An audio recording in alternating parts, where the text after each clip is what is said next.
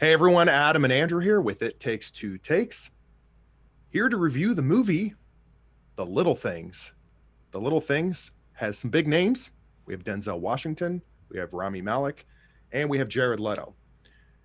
We are going to get into a review of this film. We are going to have spoilers. This is on HBO Max at this point, so we're hoping that if you've watched this film, you're checking out our review afterwards. And if you haven't seen it, I'd suggest go watch the film first and then watch our video. With that said, we do movie reviews like this. We talk about television shows, everything from The Mandalorian and The Boys. We did WandaVision recently, and we plan on doing the finale for that. So if you like those sorts of things, please check out our many other videos. Likes, subscriptions, all that good stuff helps us know what we should keep doing and what we'll just keep doing even though you don't like it. So with that said, Adam, the little thing. I don't think this is going to be a long review. I just want to put that out there right away. I don't know about you, but I don't know how much little things you want to spend on this thing. But I honestly have no idea what you're going to say about this movie. I just know where I'm standing with it. I don't. Let's just quickly set the tone. If you haven't seen the trailer for this film, again, I'm hoping you've just seen this film. So let's just. This is basically your. Yeah, we're tracking down a serial killer, procedural, that kind of the dark tones, a little Fincher-esque, right, going on throughout this film. You've got Denzel. He's just doing his thing. I mean, it's not, we're not talking about a peak Denzel performance, but he's certainly carrying his own as needed. Rami Malek playing this sort of young hotshot cop, and then you've got Jared Leto as this very well. I mean, they made him look about as creepy as you could be. All things considered. And well, Jared Leto is good at doing that type of stuff anyway. I think trying to make himself look he's very much a he really gets into his characters, right? We saw that with the Joker. We see that with most of all his roles. He dives deep. So yeah, I'm not surprised that he truly enveloped this creepy serial killer type of vibe to him. I want to say, you look at the names in this film, and of all things, I was a little bit more engaged when he was on screen than I anticipated. I would have. I mean, compared to compared to Denzel, compared to Rami Malek, like I was a little bit more like sitting up a little bit when he was on the screen. He kind of had a little bit of flair to his performance compared to the others. But with that said, look, I don't know where to begin with this. I'll just tell you right immediately. Let's just get to it. When we talk about this film set in the 90s, apparently it was being pitched back in the 90s. I don't know that they changed anything in the script since the 90s, because to me, this film felt like we've seen this all before. And the only thing maybe making it watchable is either one, you like crime thrillers, you like serial killer, like I do. I love that stuff. That's why I wanted to see it. And then beyond that, if you want to see some good actors with good performances, you're going to get that as well. But beyond that, we can get into the third act here and get into the details of the plot. But before we do that, I just feel like overall, it wasn't very memorable to me. Yeah, I mean, this was written and directed by John Lee Hancock, who has done stuff like The Blind Side and The Founder and The Highwaymen for Netflix, The Rookie, and others. Saving Mr. Banks. Yeah, Saving Mr. Banks. So I think this is a little bit different than what he's done previously. I don't know that he's done a whole lot of foray into the creepy serial killer-ish type of storyline, but I didn't. There wasn't anything memorable about it for me. There wasn't any standout performance that I'm just like, oh my god. Jared Leto did great being a creepy serial killer, but at the same time, I expected him to, as soon as you saw him, I expected him to be the creepy serial killer, right? I was almost thinking there was going to be a misdirection and that he wasn't going to be it. He just gave off that vibe, and it was really somebody else. Well, I don't, we'll get into it, I guess, a little bit maybe, but I don't even know that we really know that it was him. Well, there's a lot of reasons to believe he was, but it never was fully conclusive. Yeah. I think they set it up on he was, but they never had enough proof to really do it from a legal standpoint. Um, but no, I think it's definitely one of those things where it's not a Kevin Spacey Seven type of performance. Yeah, you want Um, to see Seven? Go see Seven. Prisoners? Go see that. right. You I know, mean, Jared Leto. Zodiac? Jared Leto tried to compare it to some of those movies like Seven and that, and I don't know that I compare it with that because I don't know that the performances were really there for that. The script, the dialogue, I don't know it was really there for that. You know, they definitely set up some very flawed characters, right? There was definitely the idea that nobody is pure as the driven snow when you get to the end of this movie, right? The message Right. of there are no angels, right? Type of idea. Um, And I get all that, but we've seen that before too. And that's where I feel yeah, there like wasn't anything new to this. There really wasn't. part of me wonders if there was a better film in this and there were even better performances in this than what we were actually able to see, because I do feel like there were times where certain scenes kind of came and went and you didn't really know either where they were going to lead to and they never paid off, or they didn't serve any grander purpose to the overall story. Like there were times where like Denzel flips out on Sparta, on Jared Leto's character in that interrogation room. Beyond that, I didn't really feel like that felt out of place if you look at the whole film, because he never really snaps in the movie. Like he's so, and I get them, you could argue that he's trying to be controlled, but I didn't feel the the torment aside from some of the visions he had and things like that. But and even Rami Malek, like for him to kind of go off the deep end towards the end of that film, like I know that there were no leads in the case. You can argue he's repeating Denzel's character, Deke.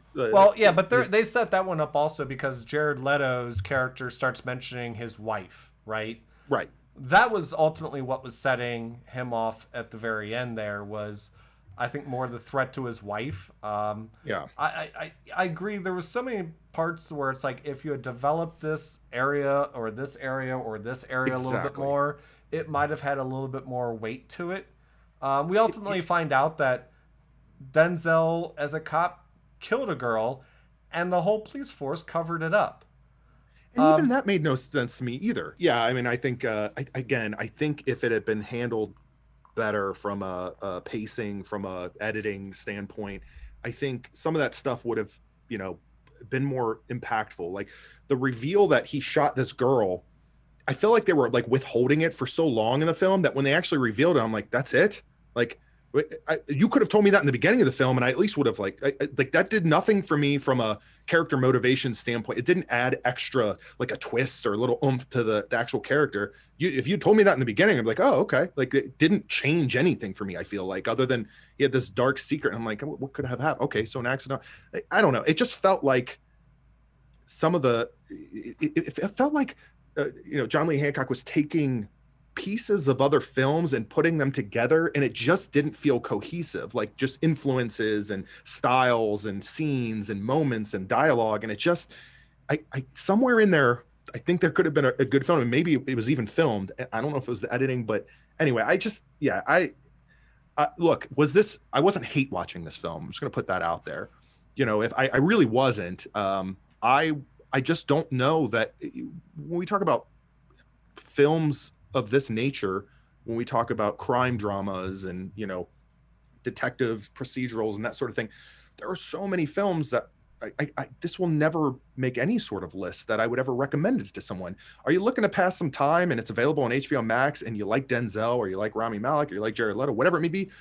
Okay, it's a way to kill a Saturday evening, I suppose. But even that, I feel like it could have been cut down on the time length of the runtime. But okay, whatever.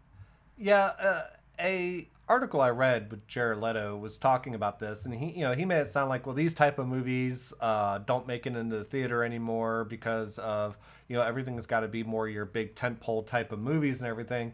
And honestly, when I watched this movie again, it was a neat movie. I think for like a direct to streaming type of movie, it was fine. I think it's not anything though. I don't think had you put this in the theater, I guess the theater in January, it kind of stacks out. Um, but I don't think that if you put this movie in the theater, it was gonna like all of a sudden draw like massive numbers of people, other than maybe the actors that were in it bringing some power. But really, those three actors were the whole draw to it because the rest of the supporting cast weren't big names. I mean, you may have recognized some of their faces and other things, but they certainly weren't big names. I mean, you were really Sure. watching this because of those three actors. And it kind of goes back to, some of our critique of stuff like, the Old Guard and things like that, where it's like, well, you're drawn to it because it's got this big name actor, in it. And it ends up being, it's an all right film. I think Yeah, we're still on that streak of streaming movies that are just, it's an all right film. yeah. If this was in theaters, this is the equivalent of something that maybe could have come out 3 years ago, and they were just sitting on it and figuring out what to do with it, and they've just finally released it. If we were still in the theater environment that we knew prior to 2020, so Honestly, I think if yeah, this came out 10 years ago, it still wouldn't have had it may have actually been filmed in the 90s, and when it was written, they just decided to release it. Yeah, No, make no sense. and I didn't understand. Other than I guess they were trying to, eliminate a lot of technology, modern technology. I didn't fully understand the reason for it being back in the '90s either. It's sometimes when you get these period pieces like Atomic Blonde with Charlize Theron was a good example of it for me, where it's like I didn't understand why we need to have it set in a particular time frame other than you were trying to eliminate certain technology. Outside of that, there was not anything that drew me on, yeah, this needs to be right then, or this is based on real events, or anything along those lines to really make me say, well, it needed to be a period piece. There was a hint of laziness to it, and maybe I'm projecting here, or I'm reading into things too far. But to your point with this, it was written in the 90s. They didn't change the era when they actually decided to do it currently. It was so it's something nice. The third act, it assists the third act in that Rami Malek's character Baxter, he can't just grab a cell phone and deal with the situation, right? Like there's no communication. He's in his own little bubble. Other than that, I agree.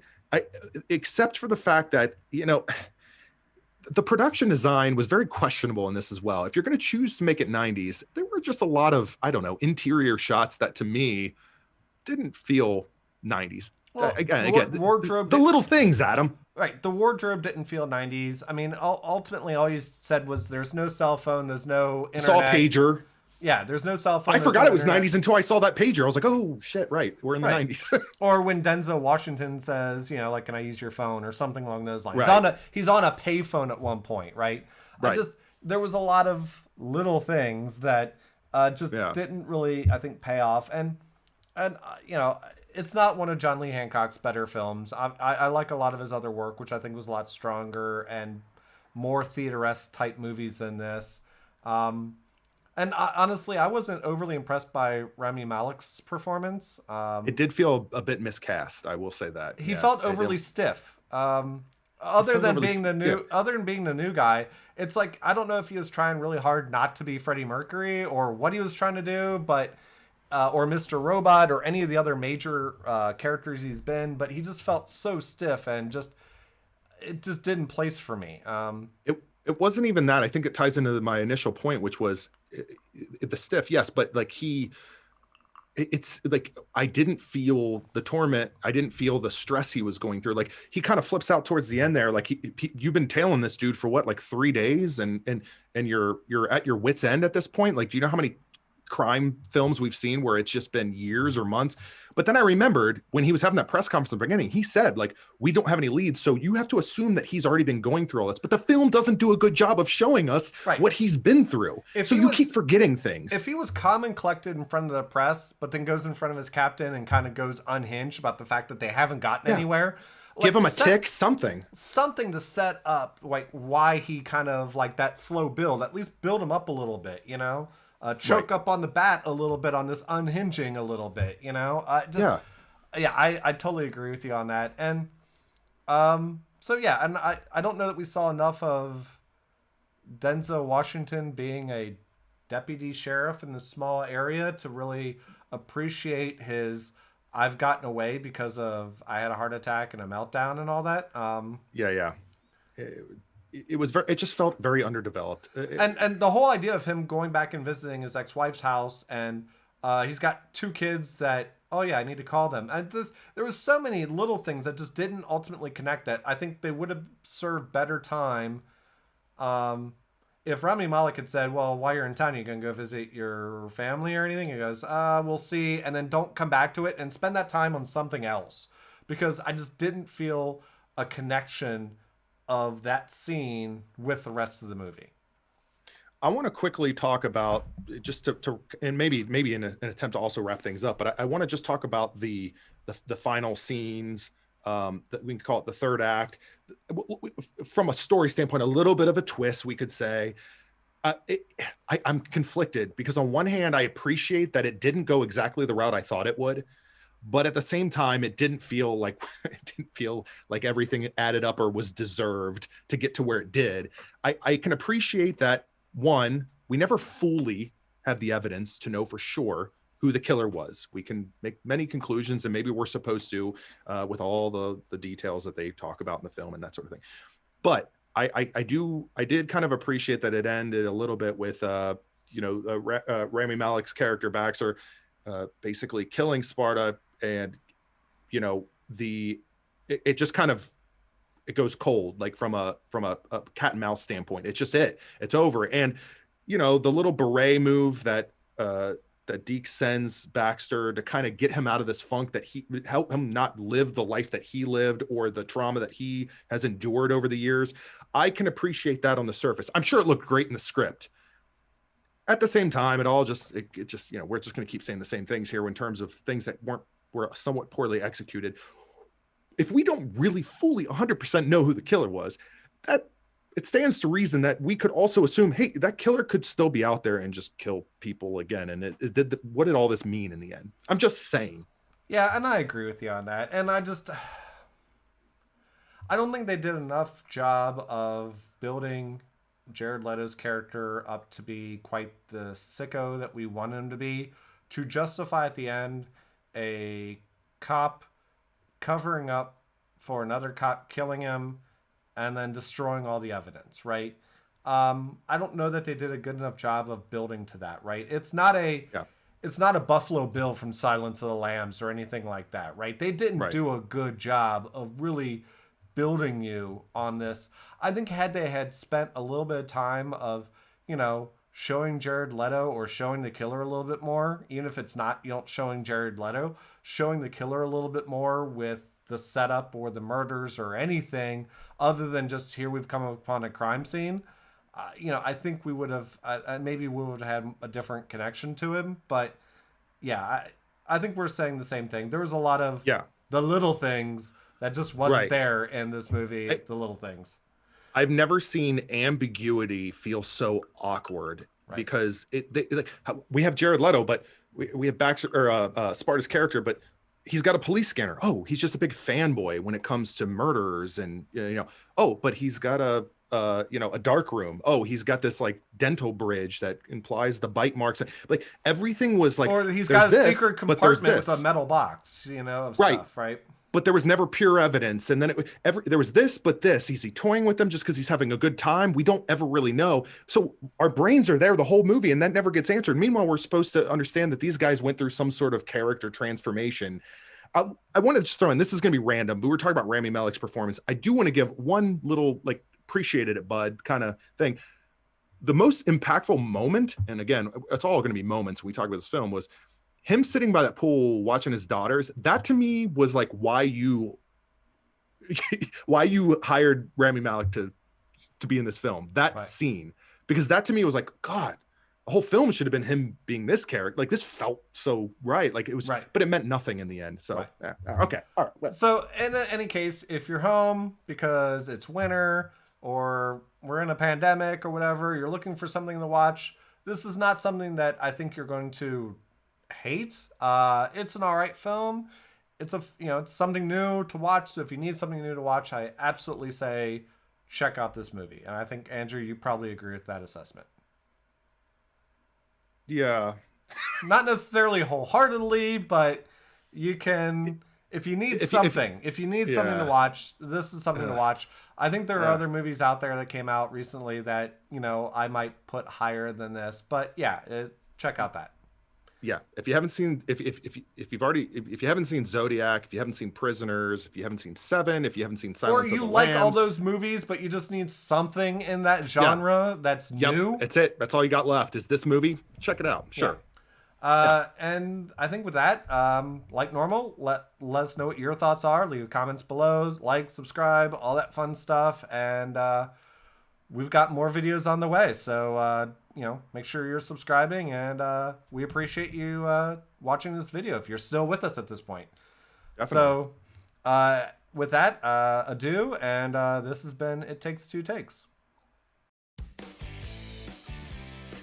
Hey everyone, Andrew with It Takes Two Takes. We're playing some royalty-free music, so don't even bother Shazamming that one. We got videos over here I think you're going to enjoy, and there's a button over here I'm going to enjoy.